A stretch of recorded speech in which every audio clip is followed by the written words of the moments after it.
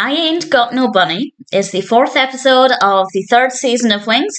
This one is directed by Andy Ackerman, and as always, there will be spoilers from now as I talk about the episode, but it's definitely not an episode I care for, really. It was nice to see Bunny, it was nice to spend some more time with Lowell, as that's not always the case, but I found it to be quite a dull episode. But what I will say is that it's nice to have an episode that's a little bit less chaotic.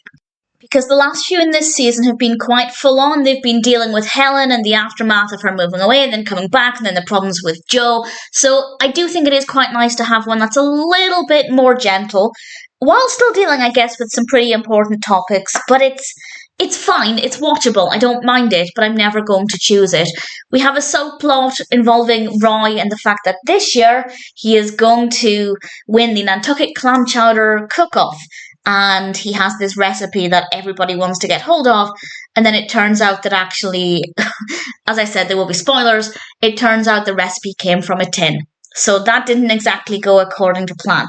The main narrative focuses on Lowell, and it starts off with Joe and Brian finding Lowell asleep in the aeroplane because his relationship with Bunny is not going well.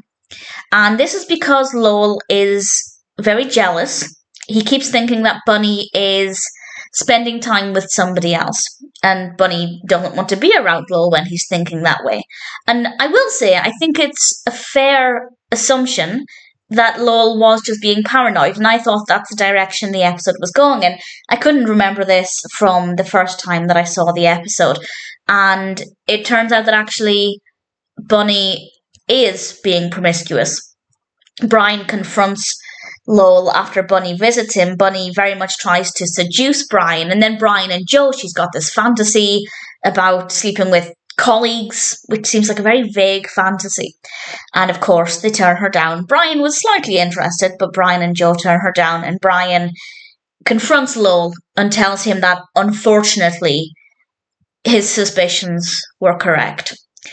And then things get a little bit tense as Joel goes up to the steeple and they think he's going to jump. But actually, he's just up there to think about things because it's a good vantage point for Nantucket, and he can see a great distance, and it gives him some space to focus and some clarity, I guess.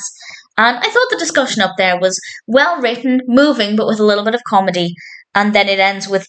actually, it ends quite well because it ends with Joe pointing out in the distance that Bunny is having fun with another man, and finally Lowell is allowed to take off his rose-coloured glasses because up until this point he didn't want to see that that was the case, and finally he became angry. And it's a healthy emotion in that situation rather than bottling it all up and denying it as Lowell was.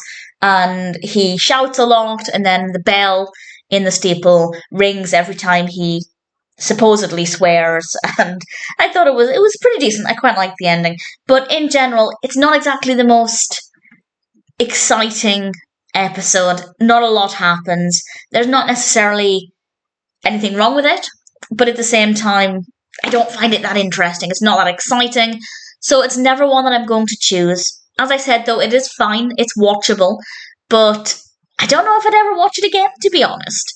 Because if I ever watch the show again, I might skip it because it just didn't offer me, apart from Lowell at the end, it didn't really offer anything that was very interesting. But it's fine. It works well enough.